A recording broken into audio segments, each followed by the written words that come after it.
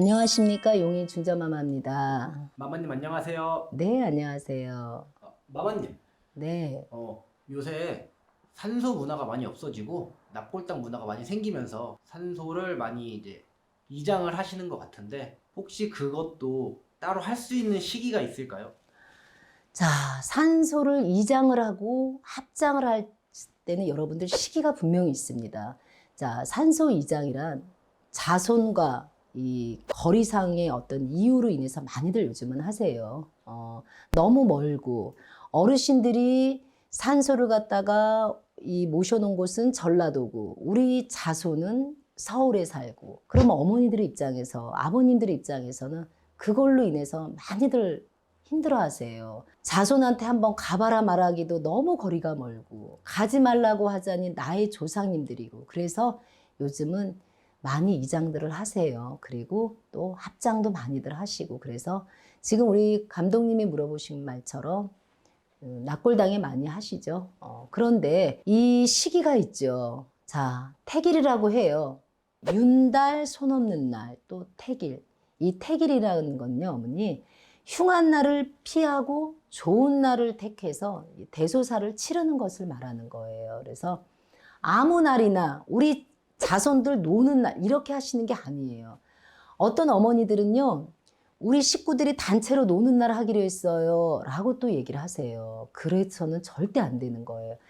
이 산소를 손을 대신다고 표현을 해요. 어머니들이 산소를 이장하시거나 산소를 갖다가 합장하실 때는 일단 삼재 걸리신 분은 안 되세요. 내 자손이나 나의 남편 산소 이제 삼재 걸리신 분들은 절대 참석도 못하고 하실 수 없어요. 특히 남자분들은. 그런데 어떤 어머니는 그래요. 저는 친정을 한데 어떻게 해요? 근데 친정은 출가 외인이라 해당 사항이 없습니다. 며느리는 해당 사항이 있어요, 어머니들. 내가 며느리인데 우리 집안이 다음 달에 산소를 이장을 한대요. 그런데 며느님이 임신을 했고 삼재야. 임신한 여인도 안 되고 삼재도 안 되세요, 여러분. 그런데 지금은 전혀 따지질 않아요. 그냥 우리 자손 편한 날, 우리 자손들 회사 안 나가는 날, 또 우리 신랑 조금 노는 날 이렇게들 하시죠. 그러면 여러분들 이걸로 인해서 집안의 우환과 큰 병이 생겨요.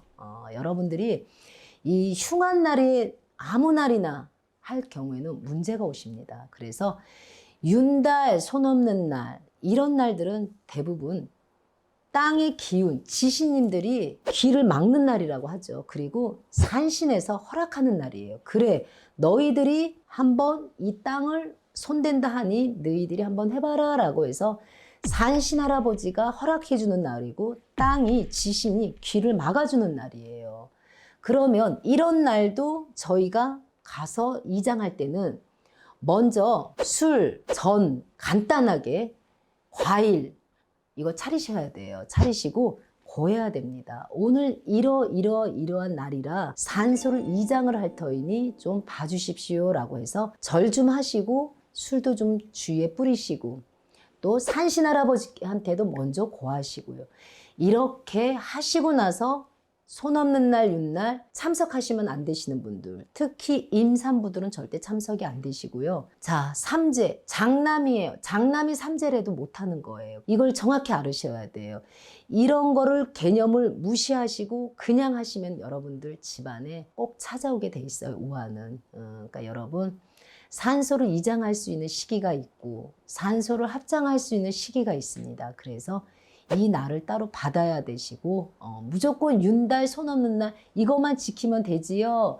삼재도 상관없지요. 아닙니다. 삼재에 걸리신 분들은 안 되시고요.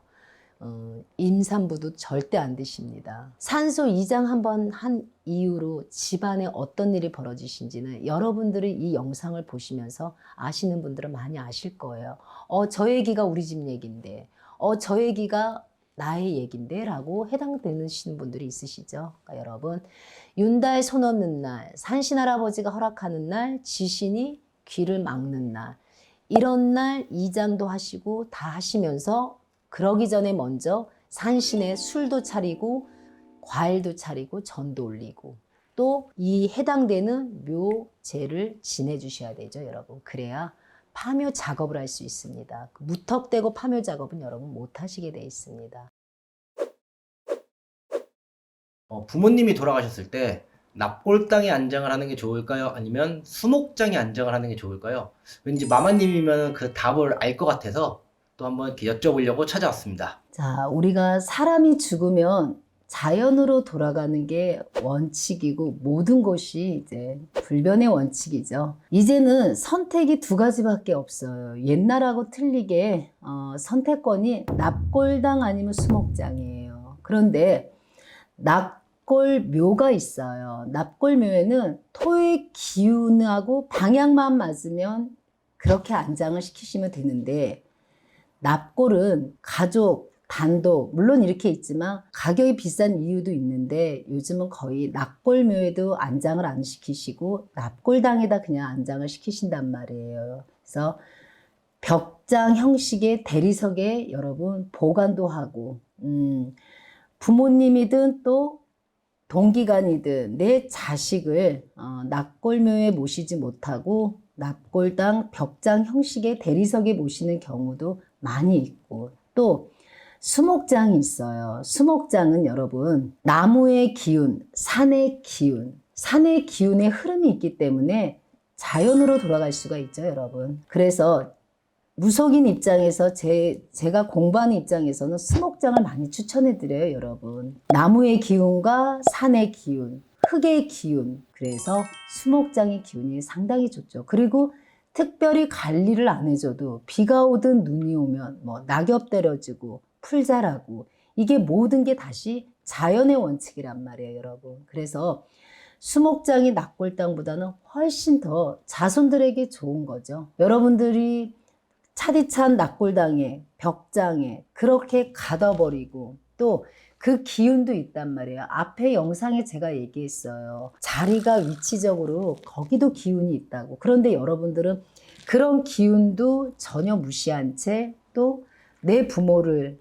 자연으로 돌아갈 수 없게끔 또 벽장 형식에 또 넣어놓은 상태.